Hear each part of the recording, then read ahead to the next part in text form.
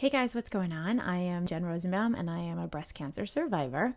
All throughout this month of October, because it's Breast Cancer Awareness Month, I am creating as many videos as I possibly can to talk about different parts of breast cancer, to educate those who have it, who had it, who support those who had it or have it, and to educate anybody that wants to know anything about it. I do think that there is a lack of information out there about real life cancer patients and survivors and what they go through. So this is my goal, to educate, and I don't have all the answers. I only have my perspective, but I'm happy to give it to you. And if you have any questions that you want me to answer, please post them below in the comments and make sure you subscribe to the channel, of course. So today I want to talk a little bit about food and nutrition. I get asked this question a lot. Is there anything that you take or eat or do to make sure you're never going to get cancer again? This is a really hard question for me to answer, and I think a lot of people probably feel the same way, because my entire life, my entire 41 years in existence before I was diagnosed with cancer, I was pretty much a healthy eater. I drank a lot of green juice. I was vegetarian for a while. I was vegan for a while. I always maintained a healthy weight. I never drank a lot of alcohol. I never really had any of the indications or did any of the things that indicate that you might get cancer at some point in your life. I went to yoga, I meditated, I took care of myself spiritually, emotionally, physically, and, surprise, this is just how cancer works. So the interesting thing is, when you do take care of yourself in that way, like, I think it's like, the way I see it is, if you don't take care of yourself, let's say, and then you get sick, and you can say, oh, okay, well, I'm going to make changes in my life that will help improve my health and I'll start feeling better. But the truth is, when I was diagnosed with cancer, I probably felt the most amazing I'd ever felt in my life. I had a ton of energy. I was feeling really good. I was in good shape. My body fat was the lowest it had been in a long time. Like, I was in a really good place. So, I didn't feel sick. Like, I kept saying to my doctors, I feel like I'm the healthiest sick person you've ever seen. So I never really felt sick. So it's a little bit harder, I think, when you do take care of yourself, to then say, well, what am I going to do to make sure I don't get cancer again?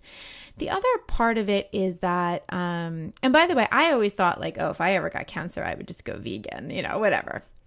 Here's the thing. Some of that holds true, and I'm sure a lot of it holds true. I'm sure eating a plant-based diet or eating certain things or only eating this or eating that is true. But there's a couple of problems with that. Number one is, when I was first diagnosed, there's a big emotional component to it. And you kind of just want to eat brownies and cookies. And you shouldn't be. It's like the time where you're like, oh, I should be taking really good care of myself, but whatever, give me that brownie. Part of that is a comfort food thing. And the other part of it is balance, right? So yeah, I want to cut all the sugary sweets out of my life, because cancer feeds on sugar, and sugar is cancer's best friend. But at the same time, you only live once, right? And I'm not going to live forever. So of course I want to experience ice cream with my children, or the home-baked brownies my daughter made the other day. But really I want to, do all of that in moderation, so that this way it's not out of control. But yeah, you do want to live a little bit. So it's so easy to say, well, if I got cancer, I would only eat vegetables and whatever from now on. But when you're going through it, it's a lot harder. Plus, if you go through chemotherapy, you do find that you turn towards carbohydrates quite a bit, because it upsets your stomach, makes you very nauseous. It's hard to eat sometimes. Other times your cells are regenerating and you just want to eat everything in the house. Sometimes you're just craving pizza, or sometimes you just want saltine crackers, and you don't really care at the moment if it's good for you or if it's not good for you. I know there are people out there that are able to say, well, I know that this is bad for me, so I'm just never going to eat it again. I'm not one of those people, at least not yet. But yes, there is moderation. And of course, I'm certainly still trying to drink the green juice and, take my vitamins and do everything I can to be healthy and to eat good food. I try really only to eat grass-fed meats, no antibiotics. I'm cutting dairy out of my diet. And here's the other thing. It is now October. I was diagnosed over a year ago, and I'm really just now starting to be able to wrap my head and my body and my emotions and my motivation around really truly eating healthy most of the time, because for one reason or another, it's just been difficult, whether I haven't been feeling well or I've been busy doing other things. I mean, I'm not trying to make excuses, but it's just hard. It's just difficult to do. And so anybody that's going through it, I just want to say, I hear you. It is difficult, and have some patience and peace with yourself. Because here's the other thing. After you get cancer, if you don't know why you got the cancer, right? You're not BRCA positive, maybe you have no family history. There's no reason why you should have gotten cancer. Like in my case, everything you do is a question mark. Should I eat this? Should I wear nail polish? Is the lipstick I'm putting on my mouth toxic? Am I using the wrong shampoo? What detergent should I be using? Where was this clothing made? Like things can get very overwhelming. You can really start getting really paranoid about everything that you're putting in and on your body.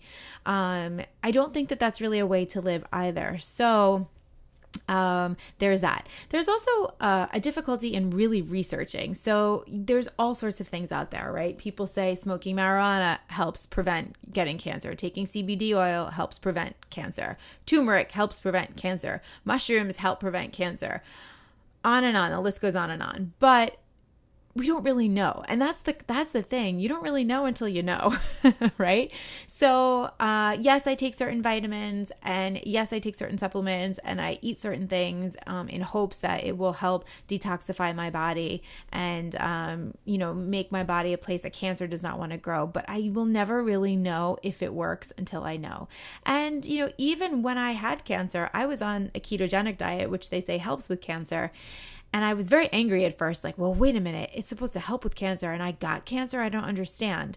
But the truth of the matter is that maybe my cancer would have been worse if I wasn't on the keto diet. I'll never really know. So yes, it's important to fill yourself with nutrition and have healthy habits and be at a good weight and get exercise and not drink too much and all of those things. But I do also think that alone will not prevent cancer. And so, it's a multitude of things. And I just think some people's bodies just can't fight the cancer in the way that mine couldn't. So yes, I will be doing all of those things, but I don't think there's any one answer. However, I do want to put an asterisk there. One thing I am sure that I take every single day that is super important, and I would like to give some advice to all the ladies out there to get tested about if you aren't sure of your levels, but is vitamin D. When I was diagnosed, I was extremely vitamin D deficient, as most of us are in the wintertime, especially in the Northeast where I am from. We don't get a lot of sunlight in the winter, so I was extremely vitamin D deprived, and my breast surgeon was like, what do you mean? Nobody ever told you to take a vitamin D pill every day? And I was like, no, like, could that have stopped this? But the truth is, a vitamin D deficiency can cause certain cancers, including breast cancer. So I would get your vitamin D levels checked. Take a vitamin D if you need it every single day. I do feel my energy is different when I take them. And if I'm away and I forget them or something, I do feel my energy level is definitely down. So that does help me to take vitamin D.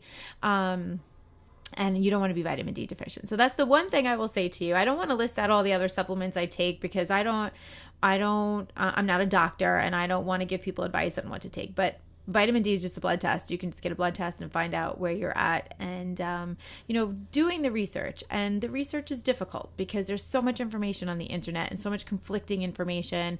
And then certain things counteract with your medication. So you have to be really careful there, or counteract with each other. There's some herbs that even increase estrogen in the body. So if you're taking a supplement that increases estrogen and you're cancer estrogen fed, you're not doing yourself any favors. So just to really educate yourself, do proper research, speak to medical professionals and holistic practitioners, because oftentimes I also find that certain medical practitioners don't always believe in supplements or don't know enough about them to give you advice. So educate yourself, find people to help you and educate you.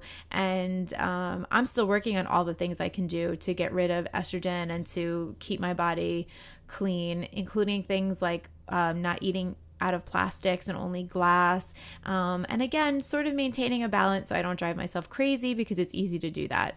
I hope that this advice is helpful to you guys. If you, again, want to hear about anything in particular, please comment below. Please subscribe to the channel, and I'm happy to help any way that I can. Happy Pinktober, everybody.